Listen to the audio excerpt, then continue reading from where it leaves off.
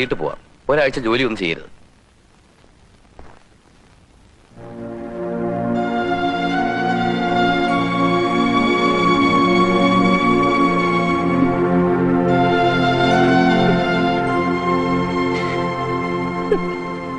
കുഞ്ഞ്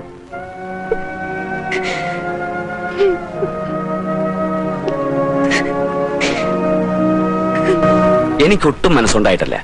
പിന്നെ മോള് നിങ്ങളുടെ മകനെ വിവാഹം കഴിക്കുമെന്ന് വാശി പിടിച്ചതുകൊണ്ട് മാത്രമാണ്. എത്ര നല്ല പ്രപ്പോസലുകൾ വന്നതാ അവക്ക്. പറഞ്ഞിട്ട് എന്താ കാര്യം? ഇതായിരിക്കും വിധിച്ചത്. ആ പിന്നെ 2 ലക്ഷം രൂപയാണ് എന്റെ മോക്ക് സ്ത്രീധനമായിട്ട് തരാൻ ഉദ്ദേശിക്കുന്നത്. അതിൽ 1 ലക്ഷം രൂപ അവളുടെ പേരിൽ ബാങ്കിൽ ഫിക്സഡ് ഡെപ്പോസിറ്റ് ആയിരിക്കും. ബാക്കി 1 ലക്ഷം രൂപ സ്വർണമായിട്ട് തരും. കുറച്ച് കാശായിട്ട് കിട്ടിയിരുന്നെങ്കിൽ. ഞാൻ ഡൗറി തരുന്ന തുക എന്റെ മോളുടെ ഫ്യൂച്ചറിന് വേണ്ടിയുള്ളതാ, അല്ല നിങ്ങളുടെ വീട്ടുകാരും നോക്കാൻ വേണ്ടി തരുന്നതല്ല. തീയതി മുഹൂർത്തവും ഒക്കെ തീരുമാനിച്ച് ഞാൻ നിങ്ങളെ അറിയിക്കാം. എന്നാ ഞാൻ ഇറങ്ങട്ടെ. എടാ അങ്ങനെ കാശൊന്നും തരത്തില്ലെന്നാണല്ലോ പറയുന്നത്. അദ്ദേഹം പറഞ്ഞല്ലേ ശരി. ഉള്ള സ്വത്ത് വനജയുടെ പേര് കിടക്കുമല്ലോ. അപ്പൊ കല്യാണം അങ്ങനെ നടത്തും? ചേട്ടന്റെ കല്യാണം അങ്ങനെ നടന്നത്? എന്റെ കല്യാണം നടത്തി തരേണ്ട ഉത്തരവാദിത്തം ചേട്ടനല്ലേ? അല്ല, അവൻ പറയുന്നതിലും കാര്യമുണ്ട്. അച്ഛന്റെ സ്ഥാനത്ത് നിന്ന് നീയാ ഇതെല്ലാം നടത്തേണ്ടത്. അതിന് എന്റെ അടുത്ത് എവിടുന്ന രൂപ? ആരോടെങ്കിലും കടം മേടിക്കണം. വിദ്യയുടെ സ്ത്രീധന ബാക്കി കിട്ടുമ്പോ തിരിച്ചു കൊടുക്കാവല്ലോ.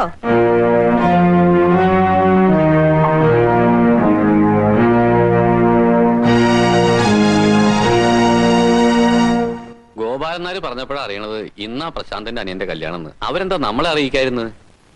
കുറി അയച്ചിട്ടുണ്ട്, അതും ഇന്നാ കിട്ടിയത്. ബന്ധുക്കാരെന്ന നിലയില് നമ്മളൊന്നും വന്ന് വിളിക്കേണ്ടതല്ലേ? അതല്ലേ അതിന്റെ ഒരു മര്യാദ. പെട്ടെന്നായിരിക്കും, ചിലപ്പോ വിളിക്കാനുള്ള സമയം കിട്ടിക്കാണില്ല. അച്ഛൻ ഇത്ര കണ്ട് പാവായി പോയല്ലോ.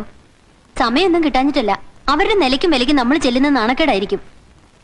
എത്രയും നേരത്തെ കൊടുക്കാനുള്ള രൂപ അങ്ങോട്ട് കൊടുത്തയച്ചാലേ വിദ്യക്ക് മനസമാധാനത്തോടെ അവിടെ ജീവിക്കാനൊക്കൂ.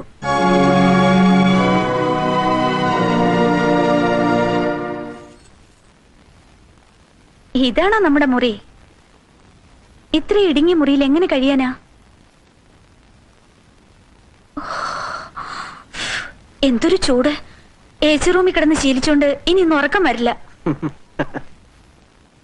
അതിന് തന്നെ ഞാൻ ഉറക്കിട്ട് വേണ്ടേ? വനജ ഇവിടെ എല്ലാവർക്കും വലിയ കാര്യമാ. അല്ല, എല്ലാവരും പാവമാ. അമ്മയോട് ഒട്ടിയും പറ്റേക്ക് നിന്ന അമ്മയും പാവമാ. അമ്മയെ കുറിച്ച് ഇവിടെ വന്ന് കയറിയപ്പോഴേ എനിക്ക് മനസ്സിലായി. പിന്നെ ചേട്ടത്തിയുടെ വീട്ടുകാരെ പറയുമ്പോൾ എന്റെ വീട്ടുകാരെ പറഞ്ഞാലേ എനിക്ക് ഇഷ്ടപ്പെടുകയല്ല. ആ നിമിഷം ഞാൻ എന്റെ വീട്ടിൽ പോകും, പറഞ്ഞേക്കാം. ഇന്ന് നമ്മുടെ ഫസ്റ്റ് നൈറ്റ് അല്ലേ? ഇന്ന് തന്നെ താനിങ്ങനെ ചൂടായാലോ?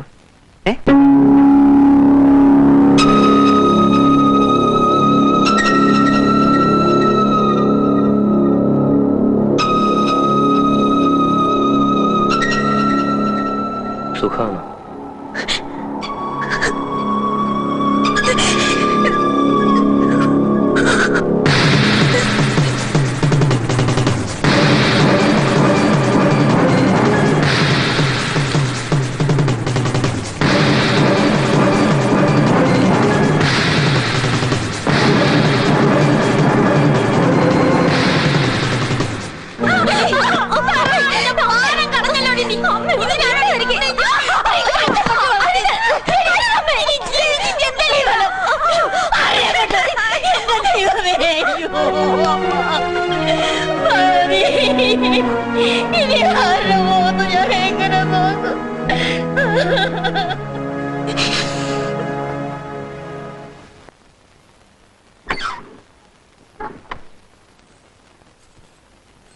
പിന്നെ എന്തൊക്കെയുണ്ട് വനജമോളെ വിശേഷങ്ങള്? കൊടൈക്കനാൽ യാത്രയൊക്കെ എങ്ങനെയിരുന്നു? ബെഡ്റൂമിലേക്ക് വരുമ്പോ കുറെ കൂടെ മാനേഴ്സ് വേണ്ടേ?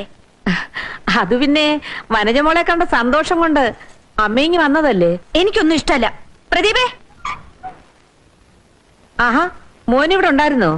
പ്രദീപേ, എനിക്കൊന്ന് കുളിക്കണം. വനജമോക്ക് കുളിക്കാൻ ചൂടുവെള്ളം വേണമെങ്കിലേ ഞാൻ വിദ്യയോട് പറഞ്ഞ് ഉടനെ ചൂടാക്കിച്ചു തരാം. പ്രദീപേ, എനിക്കൊന്ന് ഡ്രസ് ചേഞ്ച് ചെയ്യണം.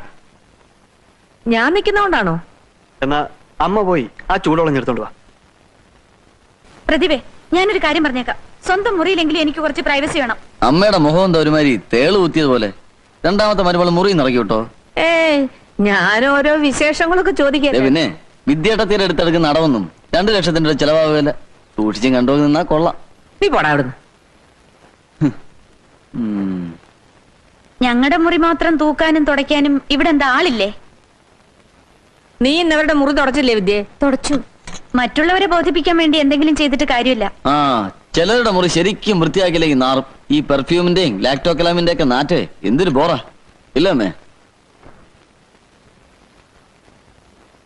ഇത് ആർക്ക് വെച്ചിരിക്കുന്നാടി? അവനൊന്നും തിന്നുന്ന പാത്രമെങ്കിലും ഒന്ന് കഴുകി വെച്ചൂടെ? നാളെ നീ ഒരുത്തോണ്ട് പുറക്കേണ്ടതാ. അന്നേരം ഞാൻ ചെയ്തോളാം. ആഹാ പ്രസന്നെ, പാത്രം കഴുകി വെക്കാൻ നിന്നോടാ പറഞ്ഞത്. എന്നെ കൊണ്ട് പറ്റില്ല. പ്രസന്നെ പൊയ്ക്കോട്ടെ പ്രസാദേ, ഞാൻ കഴുകി വെച്ചോളാം. വിദ്യയെടുത്തിയ പാത്രം തുടരുത്. നിന്നോടാ പറഞ്ഞത്. എന്നെ കൊണ്ട് സൗകര്യമില്ലെന്ന് പറഞ്ഞില്ലേ പ്രസാദേ? എന്തിനാണ് അവളെ അടിച്ചത്? വലിയ ആളാവല്ലേ? ഇവിടെ ചോദിക്കാനും പറയാനൊക്കെ മൂത്തവരുണ്ട്. മൂത്തവരുടെ കഴിവുകളും ഉണ്ടാ ഇവളിങ്ങനെ വഷളായത്.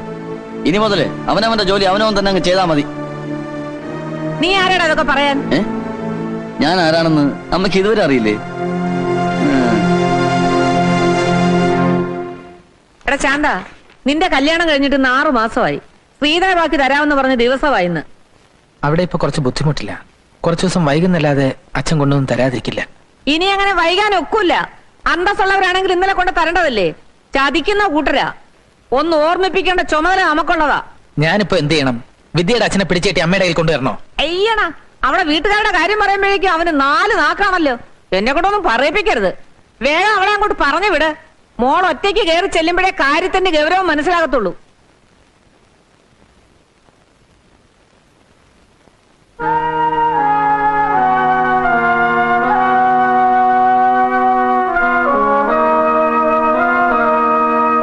ബാങ്കുകാരോട് പറഞ്ഞ അവസാനത്തെ അവധിയും കഴിഞ്ഞു.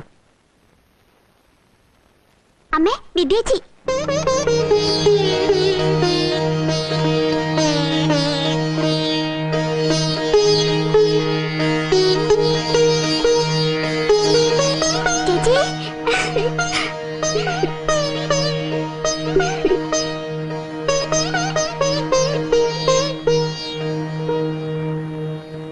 ആയസ ഞങ്ങളിപ്പോ നിന്റെ കാര്യം പറഞ്ഞിരിക്കായിരുന്നു.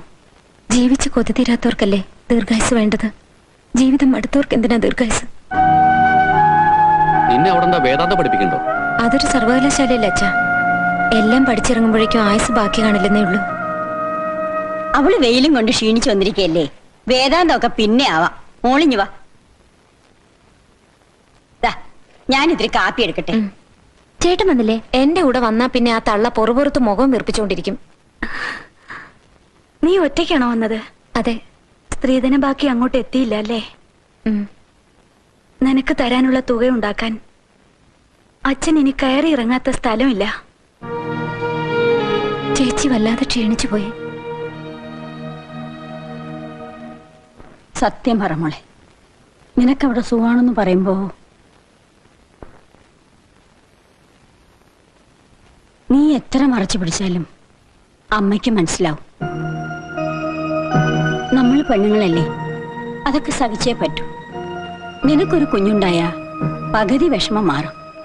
കുഞ്ഞിനോട് അവർക്ക് സ്നേഹം കാണിക്കാതിരിക്കാൻ പറ്റുമോ?